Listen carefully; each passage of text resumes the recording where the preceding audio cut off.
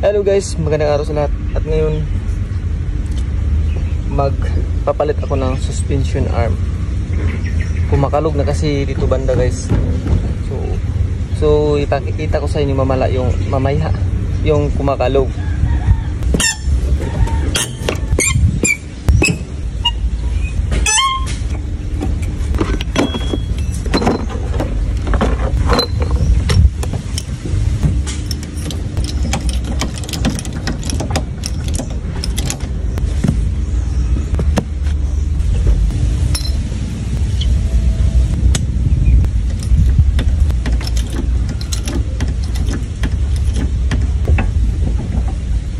Yan guys, yan, umingay na yan. Ito yun guys, yung kumakalog. Focus kayo dito guys. Yan na part, yung sira. Kakalugin ko lang ha.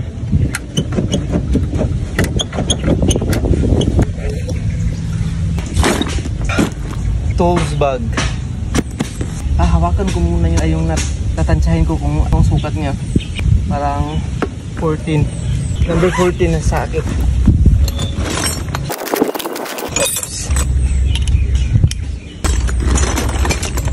Hahanapin ko muna yung 14 na sakit. Wala pa ako nakitang sakit na 14 guys. Kaya itry natin tong back rinse. Tama guys, 14. Lagi.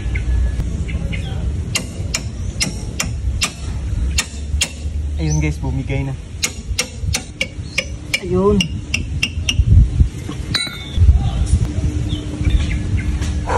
Ang hirap talaga pag mag-ayos ng sasakyan guys.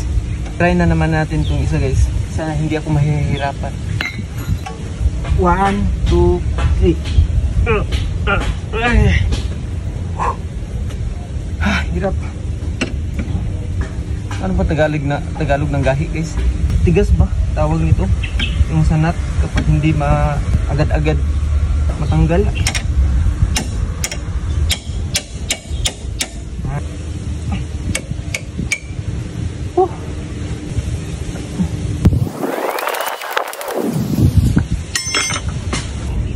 Yan, karat sit guys para madali.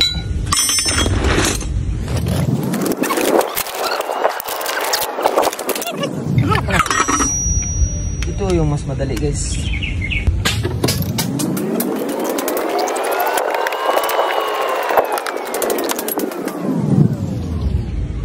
Hirap guys, hirap pa. Purpose nito para dito to guys oh. Yan. Dito siya oh. Para hindi matanggal to pababa. Ito yung purpose ng bolt na to. Okay. Yun. Natanggal na. Pero may isa pa. Ito yung sinasabi kong kumakalog guys. Na kailangan na siyang palitan. Hindi na ito ligtas. Hindi na to safe sa pagmamaniho. Okay lang kung dandahan. Hindi natin maiwasan na pagmamadali. May kalakasan din minsan. Yung kondisyon ng ating ball joint is alanganin na posibleng madidisgrasya na tayo nito kasi maluwag na katagalan nito pag hindi natin to palitan ng bago. Pag matanggal to, delikado ng buhay natin yan, sigurado disgrasya. Yung gulong street niyan, pag wala na ito matanggal na, gaganon yun ng gulong. So alam nyo na kung anong mangyari ng sasakyan, so patambling-tambling. Kaya tips ko sa inyo guys, pag mayroon kayong sasakyan at saka may ingay na naririnig ninyo, kailangan na ninyong ipakonsulta sa mga mekaniko para mahanap kung anong ingay para sa ganun safety yung pagmamaneho ninyo. Kaso hindi ko pa ito mapalitan kasi nagkamali ako ng bili guys. Hindi pareho. Akala ko right side kasi pag magmamaniho ako dito banda is right side. Hindi pala ganun. Kailangan pala harapin mo yung sasakyan kung saan yung diferensya, yun ang sundin na side. Kamali ako kasi right side eh. Dito nagmaniho ako right side. So hindi pala, left side pala ito. Kailangan palang ganito guys, harapin yung sasakyan at saka saan yung sira. For example dito, nasa left side. So left side to pala, dapat left side yung bilhin ko na suspension arm. Ito is right side, so doon to sa ikabit.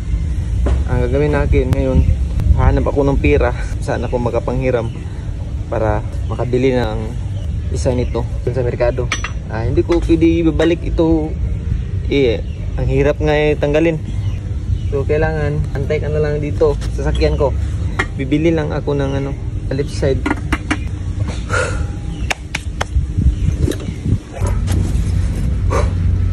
At ngayon guys, nakabili na ako ng isa.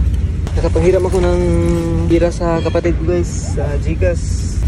At ngayon, nakabili na ako. Ito yung guys, luma.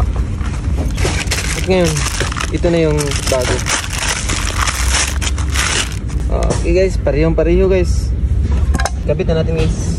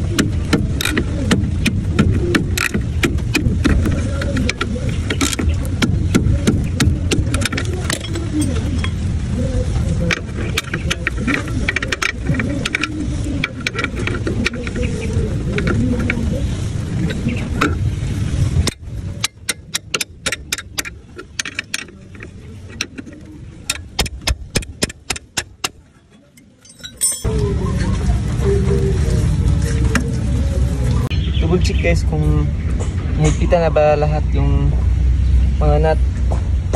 Double check natin para sigurado. So ayaw sugot na higpit na higpit. Higpit.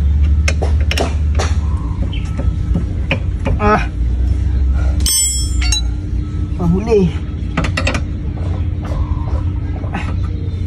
Pwede na.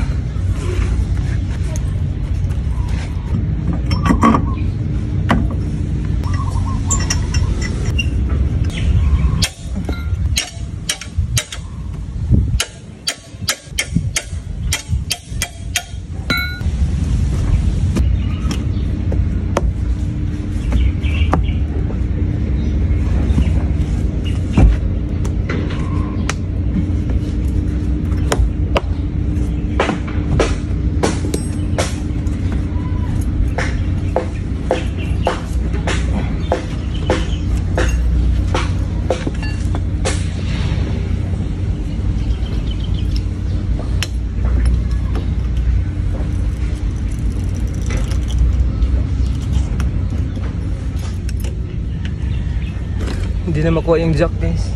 Kailangan ko itong i-abante yung sakyanan para makuha ito.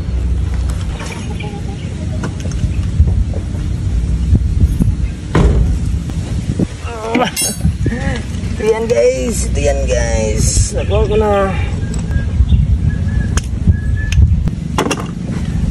Ang hirap talaga, guys, kapag walang pira. Kung may pira lang ako, hindi na ako mahihirapan ito kasi ipunta ko ito sa shop.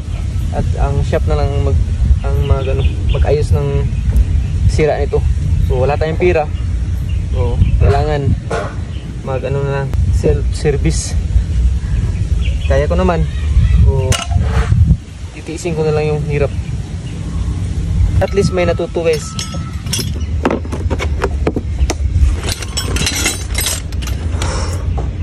At hanggang dito lang, guys. Salamat sa panonood.